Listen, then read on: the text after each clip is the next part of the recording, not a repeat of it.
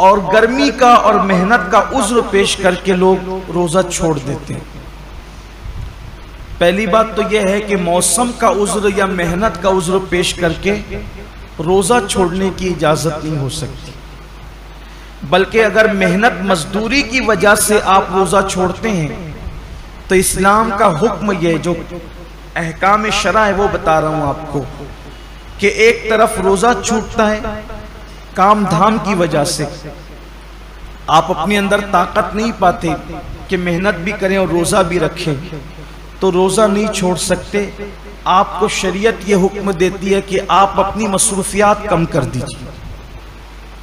آپ کام شارٹ کیجئے لیکن روزہ آپ کو رکھنا ہے۔ اس لیے کہ رمضان شریف کے ایک روزے کی اہمیت یہ ہے، ایک روزے کی، کہ جان بوجھ کر اگر کسی نے رمضان شریف کا ایک روزہ چھوڑ دیا اور اس کے بدلے میں پھر وہ پوری زندگی روزہ رکھے تو زندگی بھر کے تمام روزے اس ایک روزے کی فضیلت کو نہیں پہنچ سکتے جو ماہ رمضان شریف میں رکھا گیا ہے۔ ماہ رمضان شریف کے روزے کا بدل زندگی بھر کے روزے نہیں ہو سکتے۔ جو فضیلت ان دنوں کی ہے، یہ موسم ہے روزے کا، اور کچھ لوگ چھوٹی موٹی بیماری کا بہانہ لے کر بھی روزہ چھوڑتے ہیں۔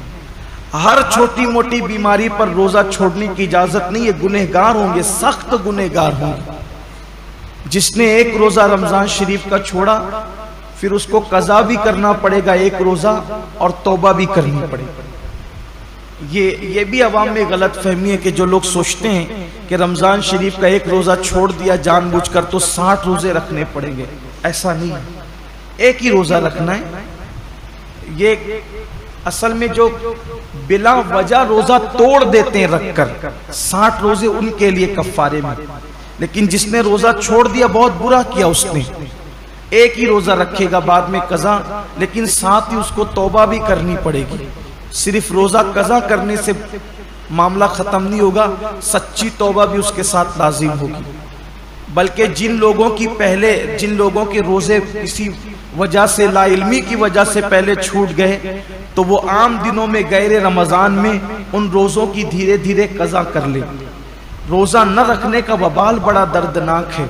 اللہ کے رسول صلی اللہ علیہ وآلہ وسلم فرماتے ہیں کہ میں نے جب شب معراج جہنم کا مشاہدہ کیا تو میں نے دیکھا کہ کچھ لوگوں کے جبڑوں کو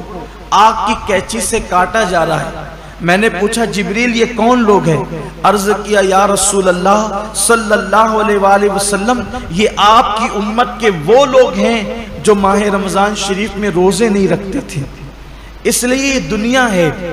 یہاں تو روتے گاتے گرتے پڑتے خوشی غمی میں زندگی کیسے بھی گزر جائے گی،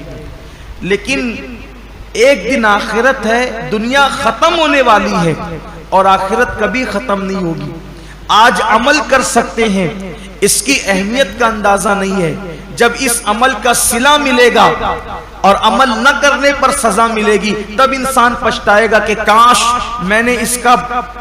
فائدہ اٹھا کر زندگی کا کچھ نیکیاں اکٹھا کر لی ہوتی، کچھ عمل کر لیا ہوتا۔ بلکہ مرنے والے اللہ کی بارگاہ میں منت کرتے ہیں کہ میرے اللہ ہمیں صرف 2 رکعت دنیا میں جا کر پڑھنے کی اجازت دے دے، لیکن ارشاد ہوتا ہے بندے جب ہم نے تجھے موقع دیا تھا اس وقت تو نے اس سے فائدہ نہیں اٹھایا، اب زندگی ختم ہو گئی ہے، اب دوبارہ کسی کو دنیا میں نہیں بھیجا جائے گا۔